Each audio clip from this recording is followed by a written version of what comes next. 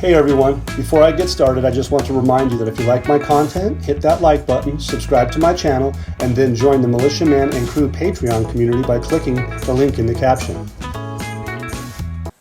Hey, good evening everybody. It's a Friday evening. I hope everybody's doing well. My sad feelings go out to all those in the last few days that have had significant impact from some horrific tragedies. So God bless their families and everybody connected. So just so you know that, okay? Hey, but we're here to study the Iraqi dinar, and I just would like to say this, is that our community at Patreon, our community in our Discord chat room has an abundant amount of information. What I gave you guys is my brief understanding of articles and analysis that I've been doing for many, many years. Did have and will have a passion for this all the way through the whole time frame. So keep that in mind. I've been in this for about 15 years, and I've just evolved to where we are today. And we bring quality news. We bring, I think, a lot of people like you guys believe that in Patreon, Discord, and my YouTube channel, understand that we have integrity. We're as honest as possible, and yes, of course, we do make mistakes, but we try to fix those. So keep in mind, we have a massive amount of information that comes into the Patreon, but also on a regular basis, our Super Samson brings in a massive amount of data every day. And that's really important because that gives you the opportunity to come in and if you're not really vocal, you can be quiet and you can still get all articles that we have for that day. And that's important because it's valuable information. That's what our Patreon, patreon.com/MM&C-REW bring. And that Discord goes with it with a paid membership. So just keep that in mind. Again, my passion for this is all the way through the whole time, because I haven't deviated for 15 years. I believe in my investments, and I stick with them when I believe in something. Okay, I don't get involved in things I don't believe in, that's people know me that way for many years. I try to help as best I possibly can, and that's just my nature. So thank you for being with us tonight. So just check this out. The Iraqi Bank Training and Cross-Border Payments Financial Integrity. I like that word. I try to live by that. Our room does too. Our rooms, I should say. The reason why I like this is because cross-border payments, that's what they're talking about. And so, in brief, Washington, D.C. based Institute for Financial Integrity has announced the launch of a financial integrity and cross-border payments training program for the National Bank of Iraq. And they developed a partnership with the Central Bank of Iraq and K2 Integrity.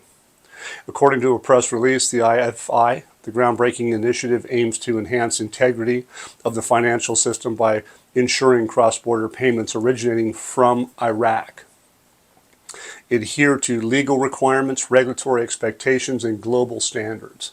That sounds like change is coming, does it not? I think it really does. The gentleman by the name of Amran Abu Daim, I'm terrible with the Arabic names, but forgive me. He's the CEO at the National Bank of Iraq, remarks that ensuring the integrity of financial transactions is crucial for fostering trust, stability in both domestic and international markets. The comprehensive training program will ensure that the NBI is a leader in promoting a culture of compliance and protecting the Iraqi and the global financial system. Ring a bell? I think it does. It does for me. We've been waiting since late 2003, September, when al-Sudani in the UN Assembly meeting discussed this matter, and then subsequently a few months later in Davos in 2024. So they're just, anti-abuse by illicit actors. Well, there's a chief executive officer at the Institute for Financial Integrity. He had a few words. He said that IFI were proud to deliver this important training to the National Bank of Iraq. This program represents a significant step towards enhancing the regulatory framework surrounding cross-border payments in Iraq, ultimately benefiting the broader international financial community. That's really, really powerful, because that's what al-Sudani's government program has been about. And you're going to see some things that are happening even in the political side that are behind al-Sudani. Here's an article about the UN meeting wealth, and that's the topic. It says the UN, it says, it's time for all Iraqis to benefit from their country's wealth. Well, that kind of rings a bell of constitutional rights, even aside from their voting rights. It says our message at the United Nations is a clear message. And what is it? It's stability and security in Iraq. It's as simple as that. That's the basic of it. You can see the whole article if you'd like to read it in Patreon. It says here, the next article is it's about trade. It says the Baghdad exhibition opens next Saturday with the participation of 1,000 companies. It will open the activities of the 48th Baghdad International Fair next Saturday. That's tomorrow, with the participation of those 100 or 1,000 local and foreign companies. And who's going to showcase it? It's the Kingdom of Saudi Arabia and the Sultanate of Oman, which is the guest of honor. They say that this is a major economic event, noting that Iraq is witnessing major economic changes within the government program, indicating that Iraq's ambition is to attract large numbers of companies in the session, attract Arab and foreign investors, and make contracts for projects in various aspects. So we're not just talking about memorandums of understanding, we're talking about contracts. So think about that, 1,000 companies, and then what was it, a couple days ago or yesterday, we had 300 companies from Egypt out of Cairo in Baghdad doing similar things.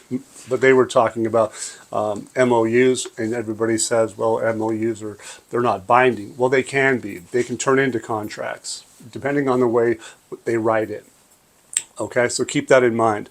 So I wouldn't poo-poo MOUs all the time, especially at this level and especially at this time frame. It says the exhibition will host the largest tourism pavilion, and they focus in on tourism. You're going to see more on that, and that's a big deal, and you'll see why.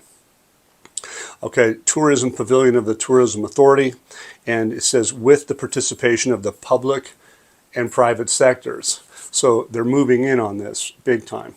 The current session differs from previous sessions, so a lot of times people will think, and I even thought, well, hey, at this stage of the game, how are they going to go through another Kuwait conference issue where they had $30 billion on the table and nothing ever happened?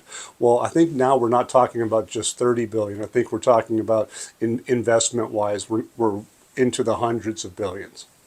So this time around is obviously different than it was in the past, and then for 300 companies to show up, and then additional 1,000 companies for tomorrow. I don't think Kuwait even tapped that period. Okay, so keep that in mind. This exhibition to me is going to be this weekend. It's going to run for many days. I think upwards of a week, and just as they're a vote. This publicly stated to be on the Article 12.2c from the General Budget Law on Sunday. So that's the following day. That's something to have interest, okay? Because what else is on Sunday? Well, the Parliament's supposed to talk about the vote of 12.2c, okay, for the General Budget Law. And they haven't exposed that yet, and there's probably a good reason for it. That's why they've been keeping it tight to the chest. So here it is, an article talking about the MOU. Egypt aims to enhance regulatory frameworks for financial markets. So this is basically talking about the Securities and Commodities Authority. So they're talking about international trade. It says the Egyptian Memorandum of Understanding aims to exchange expertise and information and enhance the regulatory frameworks for financial markets. It says the Iraqi Securities Commission signed a Memorandum of Understanding with the Egyptian Financial Supervisory Authority within the framework of enhancing joint cooperation between the Republic of Iraq and the Arab Republic of Egypt in the field of regulation and supervision of financial markets. See, that's serious business, you guys. They're not going to be playing games at this stage. They're talking about supervision, regulation. It's big. What is it? And basically, it's all about it's all about, to enhance regulatory frameworks of the financial markets in both these countries in a way that contributes to achieving the best, highest levels of transparency and efficiency in accordance with the best international practices. You guys, the technologies that they have blockchain technology, they have artificial technologies and stuff. It's going to be very transparent, and it should be quite clear.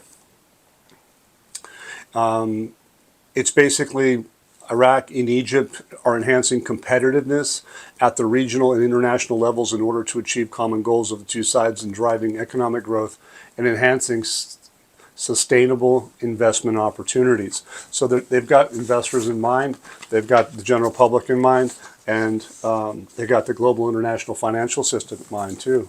So I would take this pretty seriously, but it's really exciting to see all this because we've never seen this before in 15 years that I've been here. Well, I've been in this, I guess.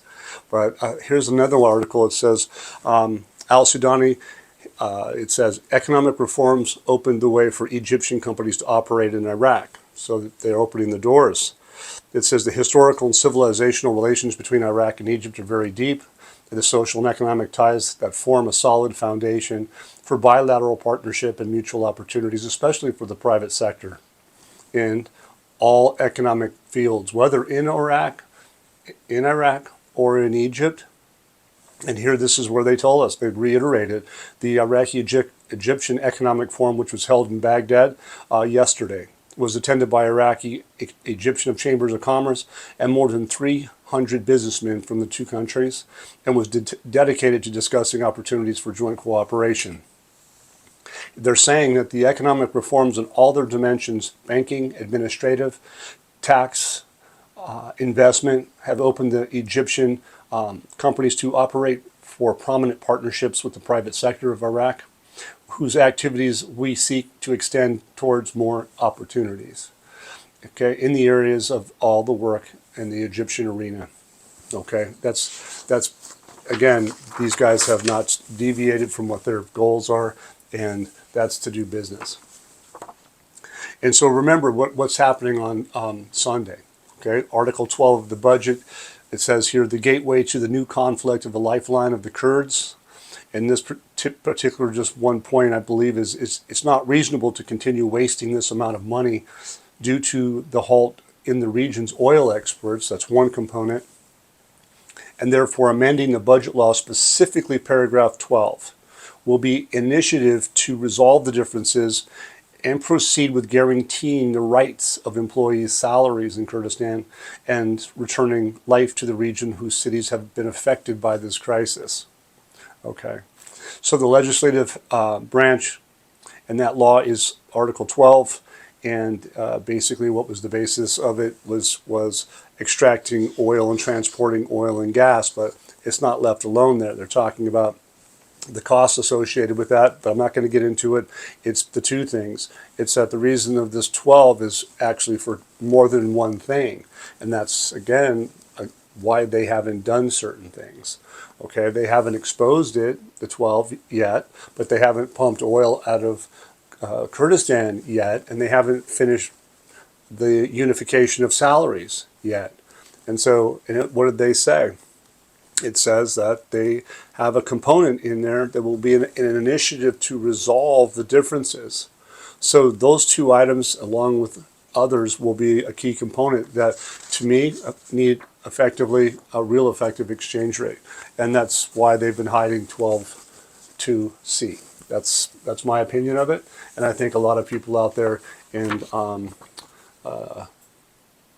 this study agree with that. High-ranking Arab delegations will participate in the celebration, so they're now talking about a celebration. And that celebration, it says the culture continues to preparations for the events of Baghdad and the capital of Arab tourism.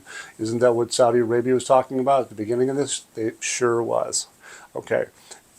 Yeah, it's big. So there are great preparations for the ministry to hold the celebration scheduled for Sunday, same day as 12C. Okay.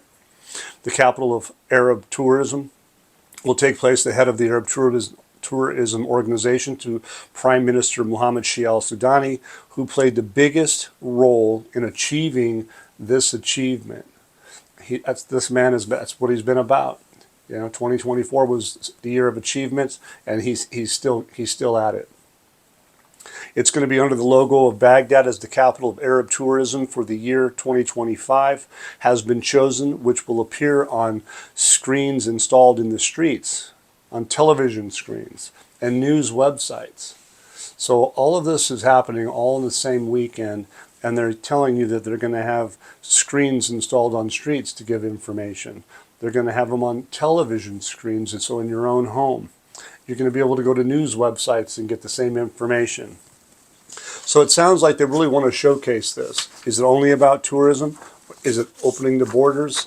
Is it about the oil? Is it about the salaries? Is it about what's necessary for that paragraph 12? Does Al-Alaq need to be around real close? Does he need to say something before that happens or just after? We're going to find out. We don't know, but that's what we've learned, and that's what we're sharing. Okay.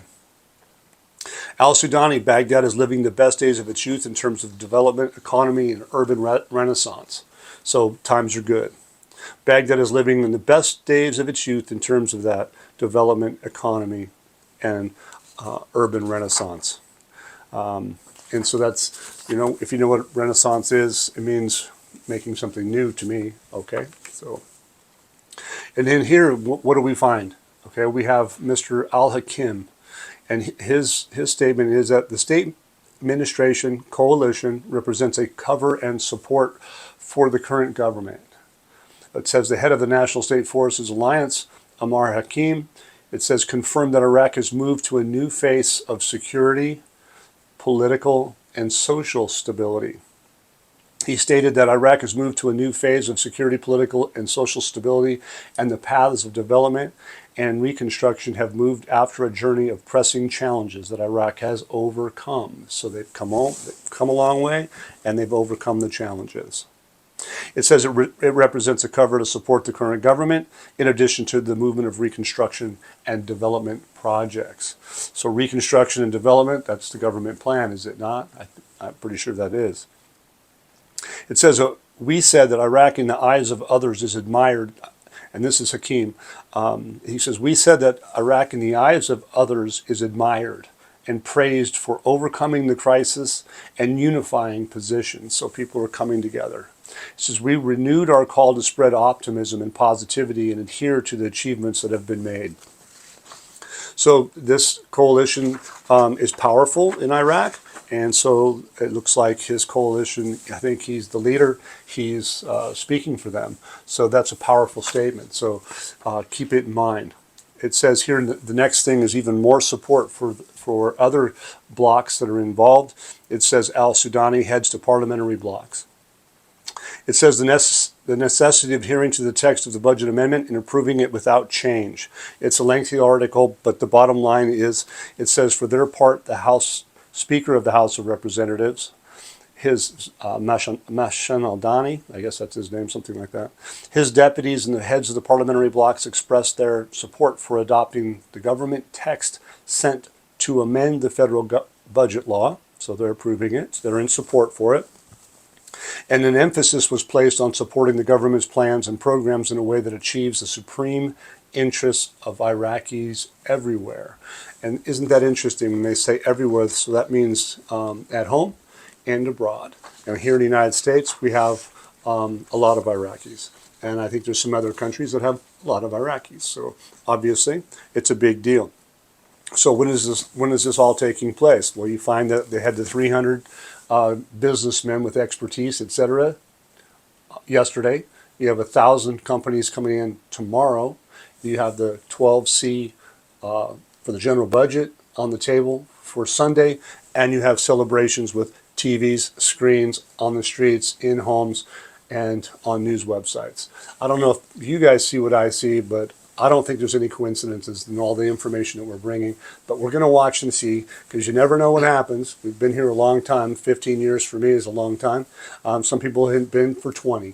But again, I don't think anybody has ever seen what we're seeing today, and that's my true belief, But I share my beliefs with you guys. I may be wrong, but I don't think so. I think I'm pretty excited about it, just as you should be. So thank you for being with me on this Friday night. I much appreciate it. I hope that you guys like our study that we have.